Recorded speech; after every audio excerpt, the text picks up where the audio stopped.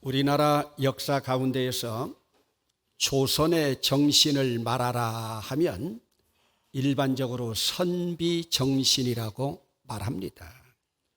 우리에게는 선비정신이 우리 선조들로부터 있었습니다. 그러면 중세기 이후로 전 세계의 기독교를 가장 많이 수출한 영국 사람들의 정신이라고 하면 뭘까요? 그들 스스로는 신사의 나라로 해가 지지 않는 젠틀맨 정신이라고 말하고 있지만 제 머리에 맴돌고 있는 영국 사람들의 정신은 뭐라고 해도 바이킹의 해양 정신입니다.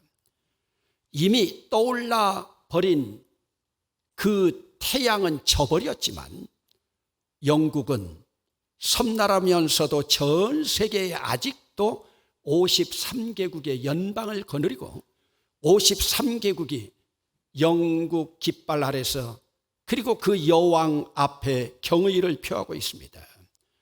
그러면 여러분, 영국의 기독교를 전승받은 미국의 정신은 무엇일까요? 미국의 정신은 프론티어에 입각한 청교도 정신입니다. 아메리카 신대륙을 개척한 청교도들은 유럽에서의 기독교 박해를 피해서 신앙의 자유를 위해 죽음을 무릅쓰고 자기의 조국과 고향까지도 버릴 수 있었던 용기 있는 사람들입니다. 그러면 그들을 최고의 세계 대국으로 만든 아메리카를 어떤 비결로 그들은 만들게 되었는가? 물론 하나님의 전적인 은혜를 말하지 않을 수 없지만 청교도 1세대들은 우리가 바라볼 때 신앙적인 관점에서도 너무 지나칠 만큼 하나님 제일주의 신앙에 입각한 자들입니다.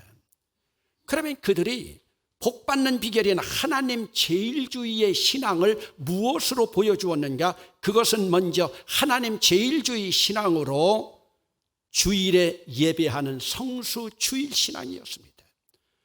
그리고 두 번째로는 철저한 11조 신앙이었어요. 이 두 가지가 오늘 미국을 최고의 대국으로 만든 기초였습니다.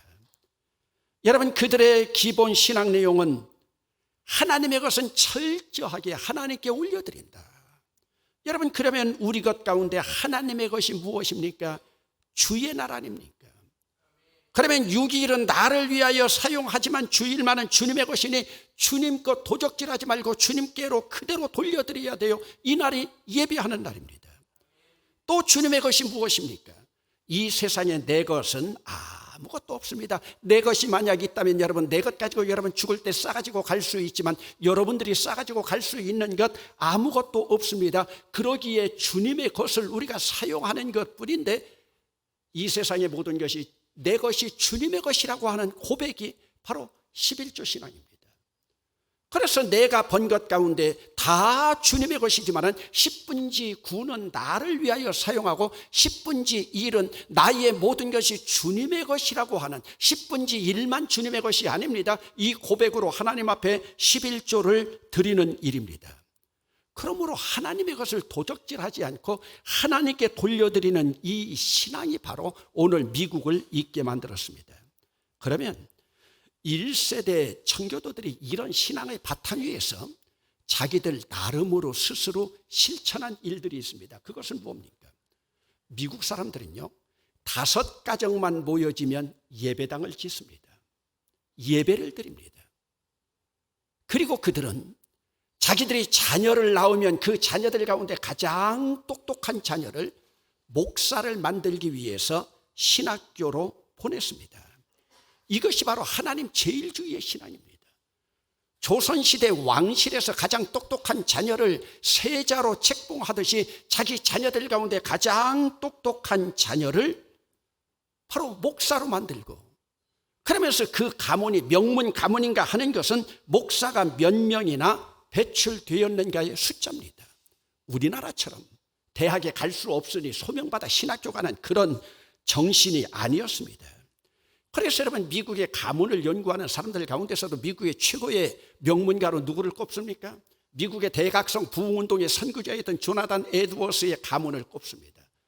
그러면서도 그 명문 가문에서는 재벌 많이 배출한 것 아닙니다.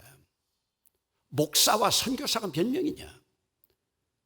그리고 교수와 의사와 나라를 위하여 사회를 위하여 공헌할 수 있는 사람들이 몇 명이냐에 따라서요. 여러분, 미국의 명문으로 꼽히는 허버드, 예일, 프린스턴, 콜ум비아, 다트머스, 브라운, 코넬, 이런 아이비 리그에 들어가 있는 이러한 대학들 모두가 기독교 정신에 입각한 그러한 대학들입니다. 조나단 에드워스는 초대 프린스턴 총장을 지냈습니다. 여러분, 미국의 저명한 프린스턴 대학에도 가보면요, 아무리 현대식 건물이 있다 하더라도 예배당 십자가탑 높이보다 더 올라갈 수가 없습니다. 그것은 상징적으로 예배를 최고의 권위로 생각하는 그 대학의 정신을 말하고 있습니다. 여러분, 하버드 대학의 강당에 가보면 지금도 하버드 대학 출신으로 1950년대 한국 전쟁이 일어났을 때에 한국에 와서 전사한 하버드 대학 출신들의 사진이 아직도 붙여져 있습니다. 우리 하버드 대학 출신이 6.25 동란이 일어났을 때 한국에 가서 전사한 자랑스러운 우리 졸업생들이다. 여러분, 이번 9월에 신학기를 맞이하면서 이제 미국 보스턴으로 대학을 가기 위해서 다음 주에 출국하는 우리 박준범 선교사의 딸 소연이가 이번에 입학하는 대학에서 연 7만 9천 불의 장학금을 받게 되었습니다. 여러분, 우리 돈으로 계산하면 1억이 조금 넘습니다. 여러분, 자국민도 아닌 선교사 딸에게 1년에 1억씩 4년 동안 보조를 한다? 여러분, 우리 상식으로 맞는 말입니까? 그러나 그들은 이것을 보조라고 생각하지 않습니다. 그들은 투자라고 생각합니다. 여러분, 그러면 그들이 어디에 대한 투자인가? 세계 평화와 인류 복지를 위한 투자입니다.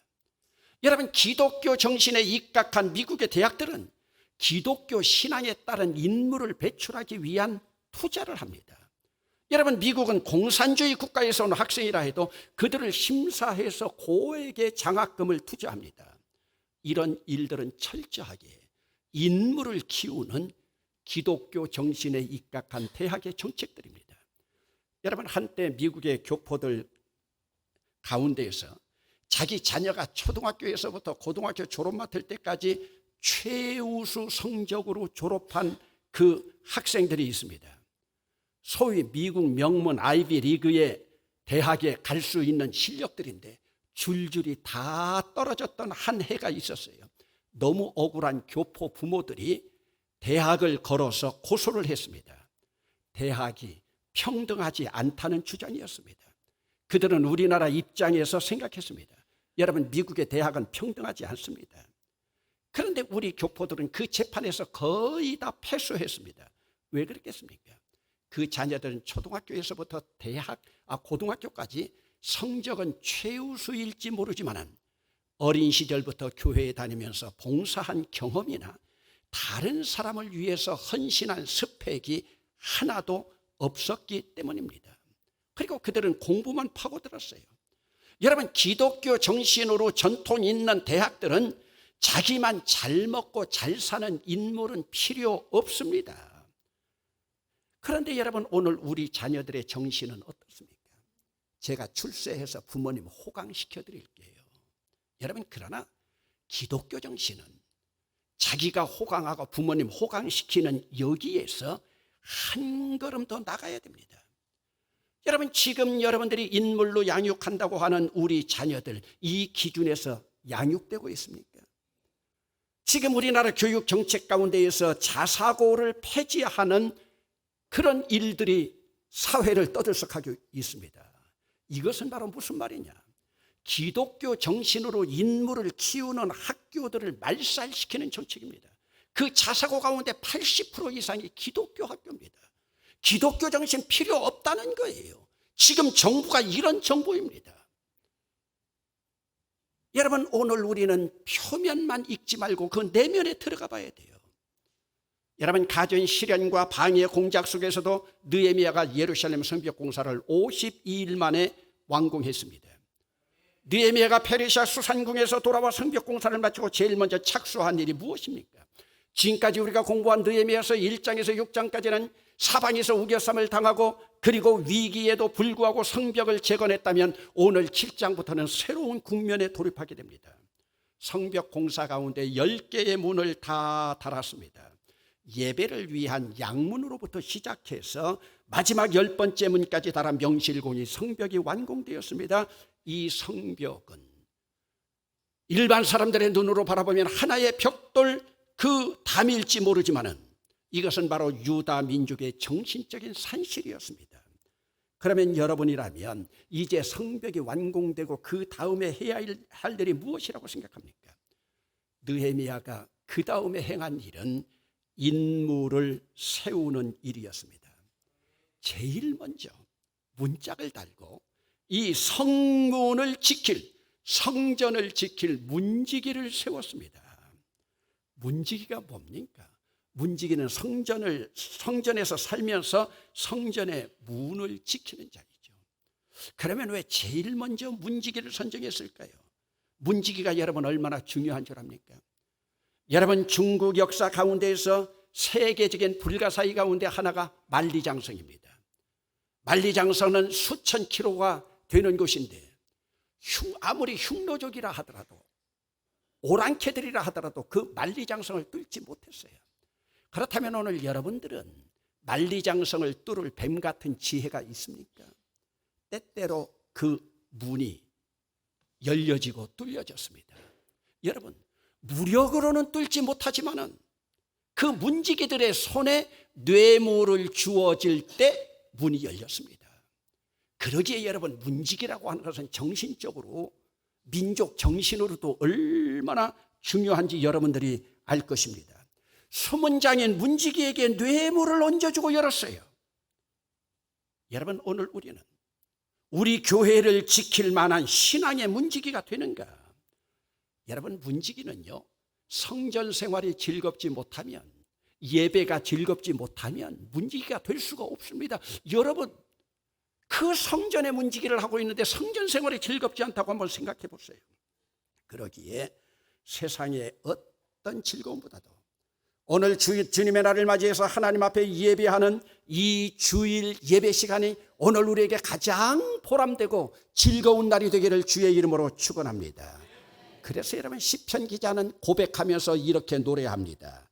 주의 궁정에서의 한날이 다른 곳에서의 첫날보다 나은즉 악인의 장막의 거함보다 내 하나님 문지기로 있는 것이 좋사오니. 여러분, 세상의 궁정에서의 화려한 아무리 많은 여러 날보다도 하나님 성전의 문지기로 있는 것이 좋사오니.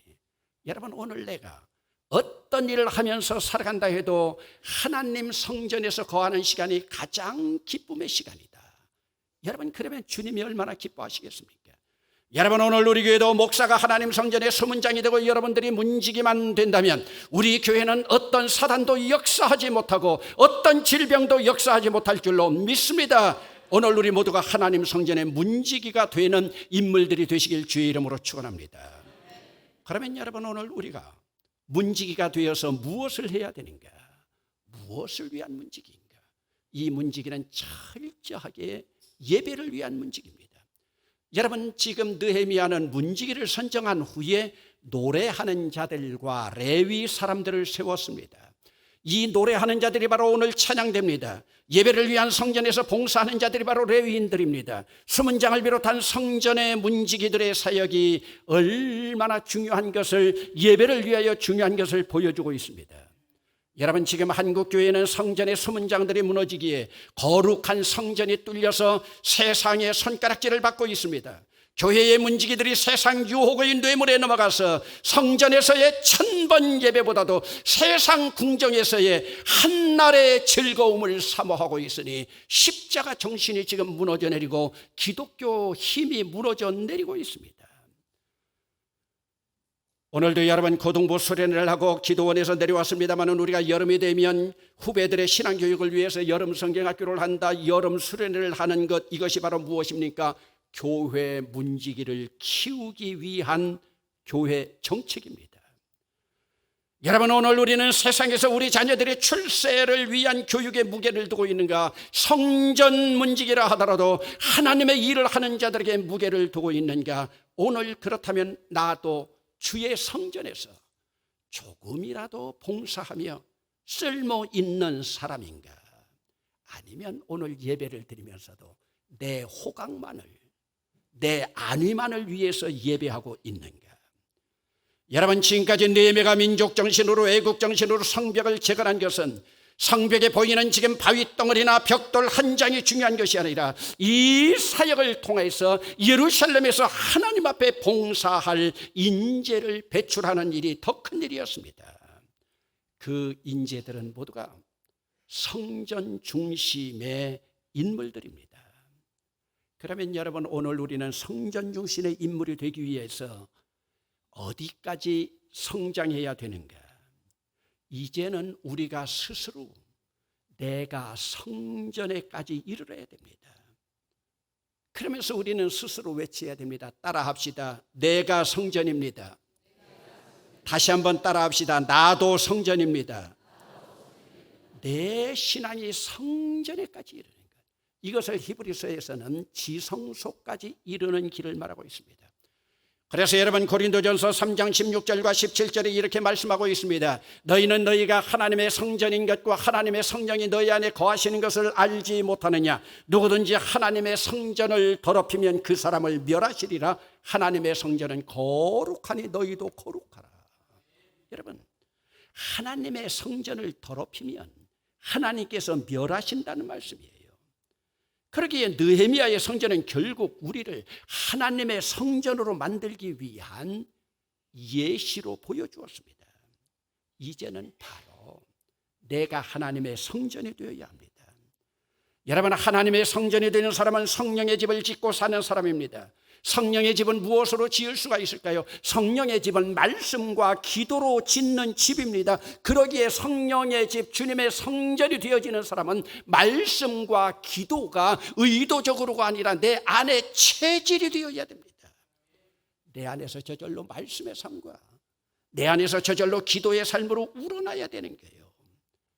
그러므로 오늘 우리는 다른 사람을 바라보지 말고 내가 바로 성령의 전으로 하나님의 성령의 집으로 세워져 가고 있는가, 나 자신이 성장해 가고 있는가, 나를 돌아봐야 됩니다. 그러면 여러분, 오늘 우리가 성전이 된다면 어떤 성전이 되어야 합니까? 우리의 성전은 지금 2000동에 세워진 건물의 성전입니다.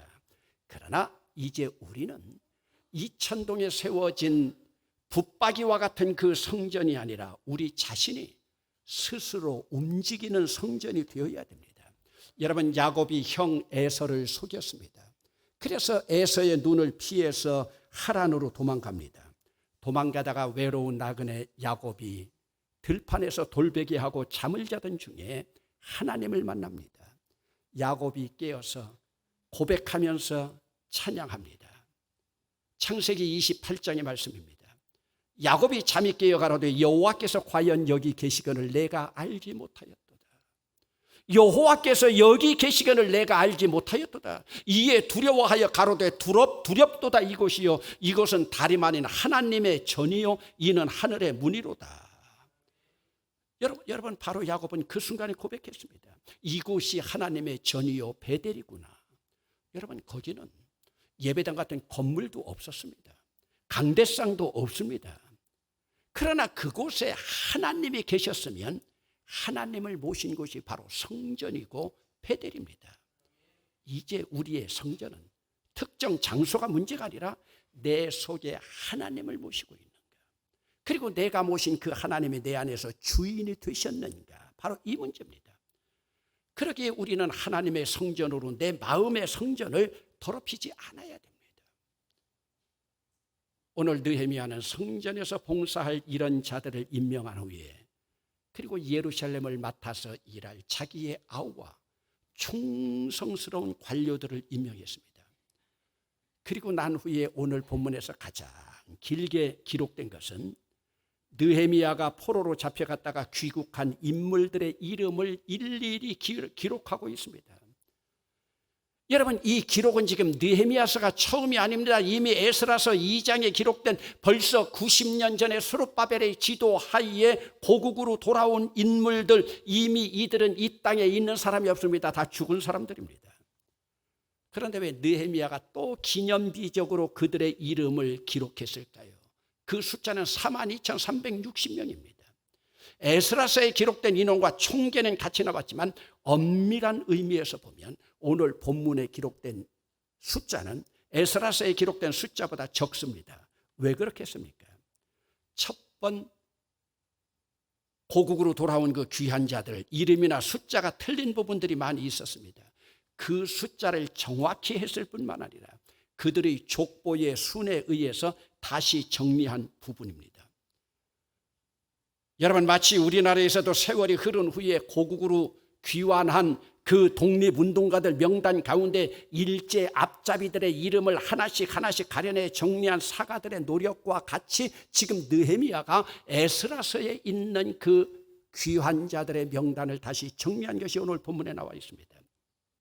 이스라엘 민족의 구호 가운데 Back to Jerusalem이라는 말이 있습니다. 예루살렘으로 돌아가자고 하는 시오니즘의 정신이죠. 여러분, 언젠가는 고국으로 돌아가서 시온을 회복하겠다고 하는 이스라엘 민족들의 눈물겨운 몸부림이 있었습니다. 결국 그들은 나라 잃고 2000년 동안 떠돌다가 1948년 5월 달에 독립된 국가로 영토를 갖게 됩니다. 이런 역사적 맥락 속에서 그들이 고국으로 돌아온다고 하는 것은 대단한 애국자들의 명단이고 그들의 자부심이었습니다. 여러분, 오늘 우리 이름도 대봉교회 70년의 역사 속에서 내 이름이 밝히 빛나고 있습니까? 우리 대봉교회 1세대들이 대봉동 과수원에 예배당을 짓는 역사적인 흔적을 남겼다면 이제 2세대 된 우리들은 70주년 기념관을 우리의 기념비적인 자취로 남겨서 느헤미야와 같은 성전을 사랑하고 주의 성전에서의 문지기로 한 날이 세상 궁정에서의 첫날보다 낫다고 고백하는 인물들이 배출되어야 될 줄로 믿습니다. 그리고 그들을 배출하는 것만 아니라 바로 내가 바로 그런 인물이 되어야 됩니다. 그러기 위해서 우리는 우리 신앙이 이제는 성전에까지 이르는 신앙이어야 됩니다. 왜요? 우리 자신이 성령님이 거하시는 전이기 때문입니다. 여러분, 성령의 전으로 살아가는 성전의 사람으로 살아가는 사람은 성령의 언어를 사용합니다. 그러기에 그들은 온유하고 겸손합니다. 여러분, 성전의 사람은 성품과 인격이 부드럽게 성화되는 사람들입니다. 성전의 사람은 다른 사람들에게 영향력을 미치는 사람입니다. 그러면서 나 때문에 하나님의 영역이, 성전의 사람 때문에 하나님의 영역이 넓혀지는 사람입니다. 성전의 사람은 물질도 하나님 나라를 위하여 투자하는 사람입니다. 성전의 사람은 남의 아픔을 내 아픔으로 공유하면서 그들을 보듬는 사람들입니다.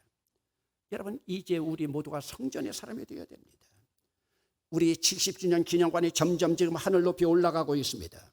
그러나 기념관의 벽돌만 올라가는 것이 아니라 우리의 성품과 우리의 인격과 신앙도 함께 올라갈 때 70주년 기념관은 의미가 있습니다. 이제 7월을 보내고 8월을 맞이하면서 우리의 신앙과 우리의 성품도 성전 꼭대기에 이르기까지 성숙할 수 있기를 주의 이름으로 축원합니다.